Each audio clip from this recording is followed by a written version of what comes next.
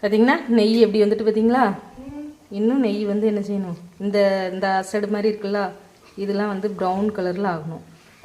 ஆகி நெய் வந்து அப்படியே அது ஆனதுக்கப்புறம் தான் நம்ம என்ன செய்யணும்னா கருவேப்பிலை கொஞ்சம் போட்டு இதை வந்து நம்ம என்ன செஞ்சிடணும்னா இருத்து வச்சிடணும்.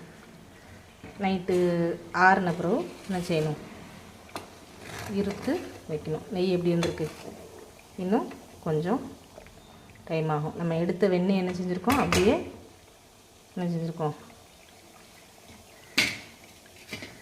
வெண்ணெயை அப்படியே உருக்கிட்டுருக்கோம் நெய்யா. பார்த்தீங்களா? அப்படி கண்ணாடி மாதிரி வந்துட்டா இது வந்து என்ன செய்யணும்னா இன்னுமே இந்த ஒயிட்லாம் இருக்குல்ல, இது அப்படி ஃபுல்லாக இந்த அசடெல்லாம் அப்படியே இதாகிடணும்.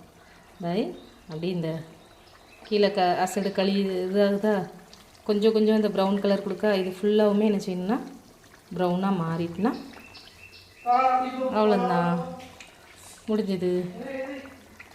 சூப்பரான நெய் நம்ம வந்து காய்ச்சாச்சு. இதில் வந்து இறக்குறதுக்கு ஒரு 10 நிமிஷத்துக்கு முன்னாடி, ஏன்னா இன்னுமே ஆகலை. இந்த கசடு தெரியுதா உங்களுக்கு, ஒயிட் கலரில் இருக்கக்கூடாது, அந்த ப்ரௌன் கலரில் கொஞ்சம் கொஞ்சம் வருது பார்த்தீங்களா, அதே மாதிரி வரணும். வந்த உடனே என்ன செய்யணும்னா கருவேப்பிலை போட்டு இறக்கி வச்சுட்டு ஆறின உடனே என்ன செஞ்சிடணும்னா நம்ம வந்து அரிச்சு எடுத்துடணும். ஏன்னா மறுநாள் வரை வச்சிங்கன்னு வைங்களேன், அப்படியே இந்த உறைஞ்சிரும் நெய் திரும்ப, அதனால் அப்படி வைக்கணும். ஓகேவா?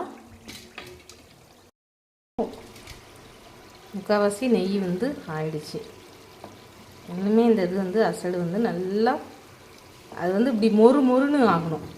ஆயிட்டுனா உங்களுக்கு வந்து ஆயிடுச்சு. மேக்ஸிமம் இது வந்து ஆயிடுச்சு. இன்னும் ஒரு 10 நிமிஷம் அப்பப்போ நீங்கள் வந்து இப்படி கிளறி விட்டிங்கனாக்கி தான் உங்களுக்கு வந்து என்ன செய்யாதுன்னா அடி பிடிக்காது. இல்லைன்னா பாத்திரம் கழுவுறதுக்குள்ளேயும் நெய் பாத்திரம் கழுவுறதுக்குள்ளேயும் உயிர் போயிடும். ஓகே, அது ஊறி இது பண்ணணும்.